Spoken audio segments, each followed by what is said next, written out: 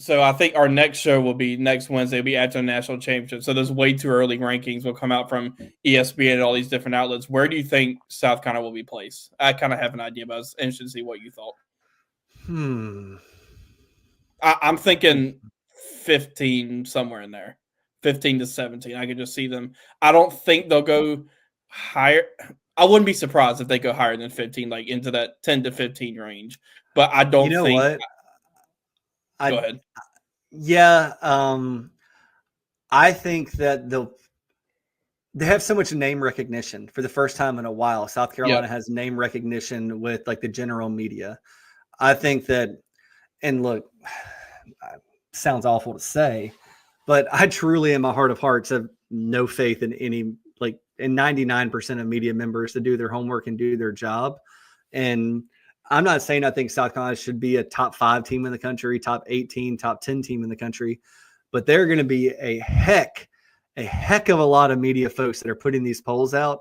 They're going to go, okay, 1, 2, 3, 4 end of season rankings. Okay, let me go look at the transfer portal. Oh, the 12th best transfer class. Well, they have a better one than this team that I have ranked close to them, so I'm going to bump them up. Yeah. I would not be shocked to see South Carolina.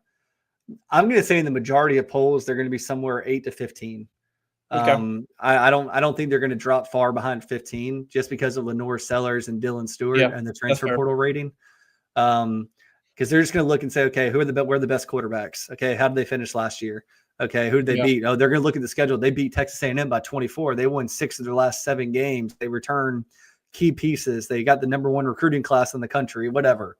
All those kinds of things. So yeah, and not that the way too early rankings matter in any way, shape, or form, just because we still don't know what a full team's going to look like with the spring portal period and all that. But I mean, personally, I would put South Carolina somewhere in that 9 to 15 range, somewhere in that area, probably for a way too early ranking. But just kind of seeing how these things normally go, I agree. I see what you're saying too, but I could easily see some of these outlets or whatever putting South Carolina in that 15 to 17 range, somewhere in there. But I could see I easily see them ahead of that.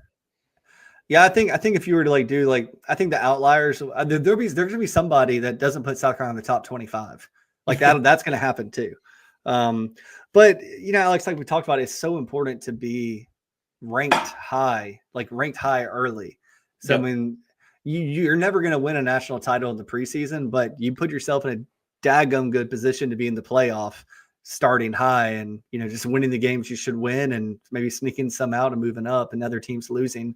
The biggest blessing in college football is not a win for you. It's a loss for somebody you're ranked around because they drop behind you. And if they keep winning and you keep winning, you're still going to stay ahead of them.